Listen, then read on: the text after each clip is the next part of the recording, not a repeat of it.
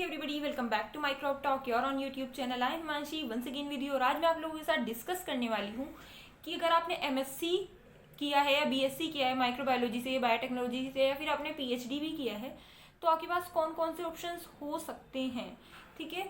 और साथ ही साथ इससे जो नेक्स्ट पार्ट होगा वो जरूर देखना है आपको, क्योंकि हम आप लोगों को बताएंगे कि जो इतने सारे करियर ऑप्शन जो आज हम आपको देने वाले हैं उनकी रियलिटी क्या है, मतलब कितनी जॉब्स लोगों को मिलती हैं।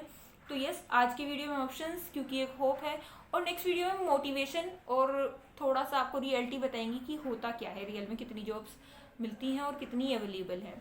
सो यस, हमारे साथ स्वाति मैम आज फिर से हैं, क्योंकि आज को आपको पता है वेडनेसडे स्पेशल वीडियो है जिसमें मैंने आप लोगों को बताया था। एक सीरीज़ को मैं कंटिन्यू कर रही हूँ, इससे पहले वाले पार्ट में बताया था बायोटेक्नोलॉजी वर्सेस माइक्रोबायोलॉजी।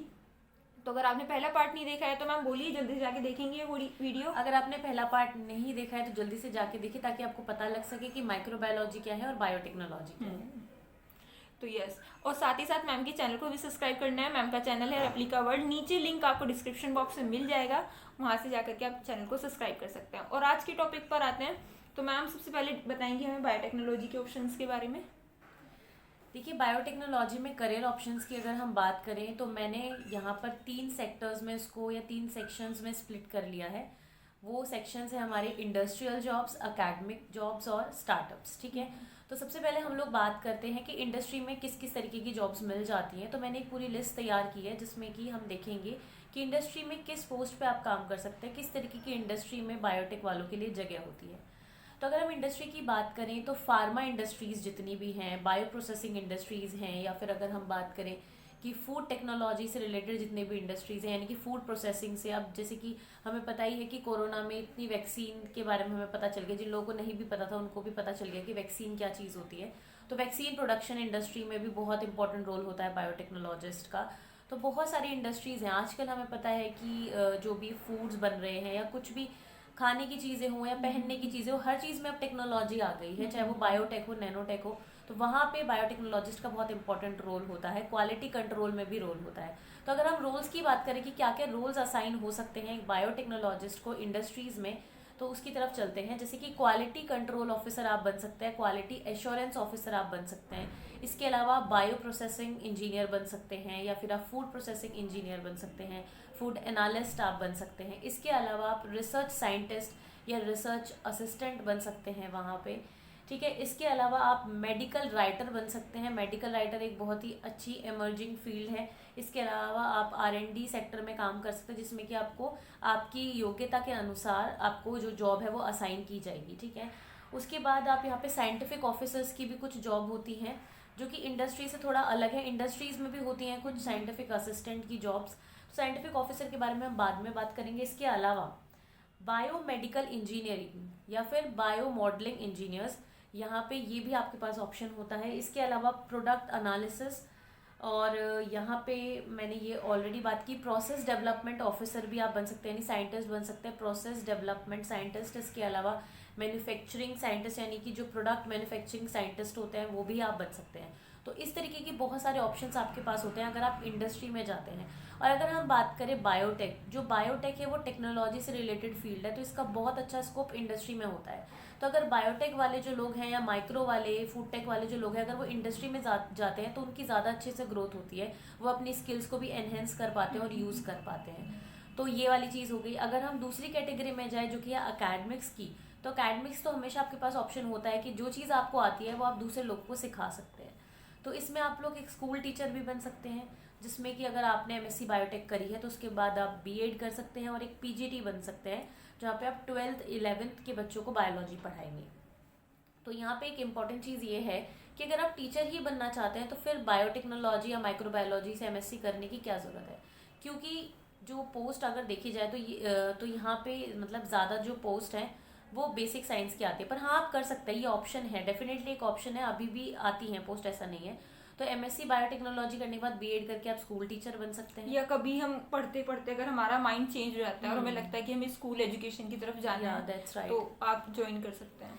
इसके अलावा आप अगर थोड़ा हायर लेवल पे पढ़ाना चाहते हैं तो आप एक लेक्चरर बन सकते हैं। लेक्चरर बनने के लिए मिनिमम क्वालिफिकेशन जो आपकी होनी चाहिए वो होनी चाहिए MSc एंड नेट, ठीक है, यहाँ पे आप कॉलेजेस में एज अ लेक्चरर पढ़ा सकते हैं, पर अगर आप यूनिवर्सिटी में पढ़ाना चाहते हैं और अपनी पोस्ट को ऊपर करना चाहते हैं टाइम के साथ में, तो उसके लिए आपको पीएचडी करनी पड़ेगी। ठीक है, अगर ये सेंट्रल यूनिवर्सिटी में पढ़ाते हैं तो पीएचडी मैंडेटरी है लेक्चरर बनने के लिए भी, पर हाँ कॉलेजेस में यानी गवर्नमेंट कॉलेजेस और प्राइवेट कॉलेजेस में तो आप आराम से एमएससी नेट भी अगर हैं तो एज अ लेक्चरर आप पढ़ा सकते हैं। ठीक है, तो ये बात हुई हमारे अकेडमिक्स की। अगर हम बात करें स्टार्टअप की, तो स्टार्टअप का ऑप्शन तो हमेशा ही आपके पास रहता है, चाहे आप जितने एजुकेटेड हैं उतने हों या फिर उतने एजुकेटेड ना हों, क्योंकि स्टार्टअप में इम्पोर्टेंट हमारे लिए स्किल है। ठीक है, अगर हम स्किल एक्वायर कर लेते हैं तो हम हमेशा स्टार्टअप के लिए जा सकते हैं। तो अब आप देखेंगे भी कि बहुत सारे बायोटेक के स्टार्टअप्स आजकल खुल रहे हैं और बहुत सारे ऐसे हैं जो बहुत अच्छा ग्रो भी कर रहे हैं। तो अगर आप चाहेंगे तो आपके लिए हम स्टार्टअप की एक वीडियो भी लेके आ सकते हैं कि स्टार्टअप कौन कौन से हैं जो माइक्रोबायोलॉजी और बायोटेक से रिलेटेड हैं। तो इस तरीके से स्टार्टअप भी ऑप्शन आपके पास रहता है। तो इस तरीके से ये कुछ इम्पॉर्टेंट ऑप्शंस थे हमारे कि अगर हम बायोटेक करते हैं तो हमें क्या क्या तरीके की जॉब्स मिल सकती हैं। तो अब मैम से पता करते हैं कि माइक्रोबायोलॉजिस्ट क्या क्या कर सकते हैं। मैम आप बताइए। वैसे तो मैं भी एक माइक्रोबायोलॉजिस्ट और मैम हम बहुत कुछ कर सकते हैं। तो ये हर एक सब्जेक्ट में बहुत सारी फील्ड्स होती हैं। अब क्योंकि हमें पता है कि जो माइक्रो ऑर्गेनिजम्स हैं वो हर जगह पे हैं, ठीक है, कहीं पर भी, तो हमारे लिए बहुत सारे ऑप्शन हैं, लेकिन उनकी रियलिटी भी हमें भी पता है कि कितने ऑप्शंस बचे हुए हैं हमारे लिए। तो यस, क्योंकि अभी भी इंडिया में माइक्रोबायोलॉजी को एक बहुत न्यू सब्जेक्ट कंसीडर करते हैं। तो यस, प्राइवेट सेक्टर में काफ़ी अपॉर्चुनिटीज़ हैं, गवर्नमेंट सेक्टर में भी अपॉर्चुनिटीज़ हैं और उनके बारे में डिस्कस करेंगे। ठीक है, तो सबसे पहले डिस्कस करते हैं गवर्नमेंट सेक्टर में कौन कौन सी अपॉर्चुनिटीज़ हमारे पास हैं। इसके लिए मैंने एक पूरी लिस्ट तैयार की है आप लोगों को बताने के लिए कि कौन कौन सी है गवर्नमेंट सेक्टर में। सबसे पहले, जैसे मैंने आपको बताया ही था, टीचिंग में आपके पास जो ऑप्शंस हैं वो क्या है। पहला है टीचिंग का ही, कि अगर या तो आप स्कूल एजुकेशन में जाना चाहते हैं, मतलब आप स्कूल स्टूडेंट्स को पढ़ाना चाहते हैं, तो आपको क्या करना है, बीएससी करके ही आप डायरेक्टली बीएड कर लीजिए, या फिर आप एमएससी करिए फिर बीएड कर सकते हैं, जिससे आप हायर लेवल की क्लासेस को भी पढ़ा पाएंगे स्कूल में। उसके लिए आपको क्या करना होगा कि आपने बीएड किया एंड देन आपको पता ही आजकल सीटेट, यूटेट, अलग अलग स्टेट के अलग अलग एग्जाम्स होते हैं, वो आपको क्वालिफाई करने होते हैं एंड देन आप उसके लिए एलिजिबल हो जाते हैं। नेक्स्ट, अगर आप कॉलेज में पढ़ाना चाहते हैं डायरेक्टली, तो आपको पता है 2022 की गाइडलाइन के अकॉर्डिंग अब पीएचडी मैंडेटरी हो गया है। तो क्या है उसमें, लेकिन वो जो पीएचडी मैंडेटरी हुआ है वो सिर्फ किसके लिए हुआ है, अगर आप यूनिवर्सिटीज़ में पढ़ाना चाहते हैं। बट येस, अभी मैं कहूँगी कि जो पीएचडी स्टूडेंट हैं उनके पास ज़्यादा, मतलब जो पीएचडी कर रहे हैं स्कॉलर्स जिन्होंने पीएचडी कर ली, उनके पास ज़्यादा ऑप्शंस हैं। क्यों है ज़्यादा ऑप्शंस, क्योंकि 30 मार्क्स या उससे भी ज़्यादा मार्क्स सिर्फ पीएचडी के ही होते हैं इंटरव्यू के टाइम पे। तो उनके लिए प्लस पॉइंट रहता है अगर वो इंटर कॉलेज में भी, वो अगर कॉलेजेस में भी पढ़ा रहे हैं। नेक्स्ट, मैंने बताया ग्रुप सी में आप लोग अप्लाई कर सकते हैं। ग्रुप सी की बहुत सारी वैकेंसीज निकलती हैं जिसमें आपको बहुत अच्छा सैलरी पैकेज मिल जाता है। आई थिंक 50 to 60 के सैलरी आपकी स्टार्टिंग होती है, कई जगह पर 35 के अकॉर्डिंग, मतलब अप्रोक्सीमेशन में होती है। इससे अलग जेआरएफ के लिए आप अप्लाई कर सकते हैं, एसआरएफ के लिए अप्लाई कर सकते हैं। और ये सब होने के लिए, अगर आप जेआरएफ के लिए कर रहे हो या एसआरएफ के लिए कर रहे हो, तो ज़्यादा प्रीफरेंस दी जाती है अगर आपके पास सीएसआईआर नेट आपका क्वालिफाई है। ठीक है, इससे अलग मैंने लिखी है आईएफएस में आप फॉरेस्ट ऑफिसर के लिए अप्लाई कर सकते हैं। और इससे अलग लिखा हुआ है मैंने यहाँ पर, कुछ माइक्रोबायोलॉजिस्ट की रिक्वायरमेंट होती है अलग अलग माइक्रोबायोलॉजी लैब में या पैथोलॉजी लैब में। तो यस, जिसकी जो हायरिंग होती है वो पब्लिक सर्विस कमीशन एससी के थ्रू होती है। एंड स्वाति मैम ने जो बायोटेक्नोलॉजी के बारे में बताया था, तो पैथोलॉजी लैब में बहुत सारे बायोटेक्नोलॉजिस्ट की भी नीड होती है, तो डेफिनेटली बायोटेक्नोलॉजी वाले स्टूडेंट्स के लिए भी हेल्पफुल है। एंड नेक्स्ट, फूड टेक्नोलॉजिस्ट, इस तरीके से जो बहुत सारी जो इंडस्ट्रीज होती हैं एग्री, जैसे कि ICAR इंस्टीट्यूट है, ICMR इंस्टीट्यूट है, उसमें साइंटिफिक ऑफिसर, साइंटिस्ट भी, इससे अलग DRDO है और बार्क है। तो इन सब इंस्टीट्यूट्स में भी क्या होता है ना कि बहुत सारे जो हमारे साइंटिफिक ऑफिसर्स होते हैं, साइंटिफिक बी होते हैं, एज अ माइक्रोबायोलॉजिस्ट वो अप्लाई कर सकते हैं इसमें। और भी कुछ जो मैंने बनाई है वो असिस्टेंट बैक्टीरियोलॉजिस्ट, DSSS में इसकी वैकेंसी निकलती हैं। BIS, bureau of Indian standard, इसमें साइंटिस्ट बी की वैकेंसीज निकलती हैं और काफ़ी ज़्यादा अमाउंट में निकलती हैं। बट यस, आप उनके लिए भी अप्लाई कर सकते हैं, लेकिन थोड़ा पेशेंस ही होगा क्योंकि इनके एग्जाम्स में रिजल्ट आने में थोड़ा टाइम लगता है, एग्जाम्स कंडक्ट होने में थोड़ा टाइम लगता है, तो गवर्नमेंट जॉब का थोड़ा यहाँ पर माइनस पॉइंट रहता है। इससे अलग प्राइवेट सेक्टर्स जो हैं उसमें भी बहुत सारे आप लोगों के पास ऑप्शंस हैं। प्राइवेट सेक्टर की मैं बात करूँ तो जैसे कि मैं जहाँ पर रहती हूँ, हम लोग उत्तराखंड के एक बहुत स्मॉल सिटी में रहते हैं और हमने माइग्रेट नहीं किया अपनी जॉब के लिए। ठीक है। प्राइवेट सेक्टर में क्या होता है, अगर आपको जो इनिशियल सैलरी मिलती है वो थोड़ी सी कम होती है, चाहे आप बायोटेक्नोलॉजी में अप्लाई कर रहे हैं या फिर माइक्रोबायोलॉजी में अप्लाई कर रहे हैं। बट यस, मैं ये कहूँगी कि आपको इनिशिएट करना होता है, ठीक है। आप जॉब ज्वाइन किए, स्टार्टिंग में एक्सपीरियंस बहुत ज़्यादा इंपॉर्टेंट होता है। थोड़े से एक्सपीरियंस के बाद आपको क्या, जब आपके अंदर स्किल्स अच्छे हो जाते हैं आपके, तो यस आपको क्या ऑप्शन मिल जाता है कि आपको एक हाई सैलरी में आपको एक जॉब मिल सकती है अच्छी। तो अपने स्किल्स डेवलप करिए प्राइवेट सेक्टर में। अगर आप जाना, प्राइवेट सेक्टर की बात करो तो जितनी भी इंडस्ट्रीज़ है, अब फॉरेन कंट्रीज़ में तो क्या होने लगा है कि जो क्लोथिंग फैक्ट्रीज हैं या फिर जो हमारे जो शू मेकिंग कंपनी है, उसमें भी क्या, क्योंकि आपको पता है आफ्टर कोविड-19 कितना ज़्यादा ध्यान रखा जाने लगा है। और कोविड-19 से भी पहले वो क्या करते थे, अपने जो क्लोथ की क्वालिटी है या फिर उसमें जो, जिससे कि माइक्रोबियल इन्फेक्शन ना हो, तो उसके लिए भी उनकी टेस्टिंग होती थी।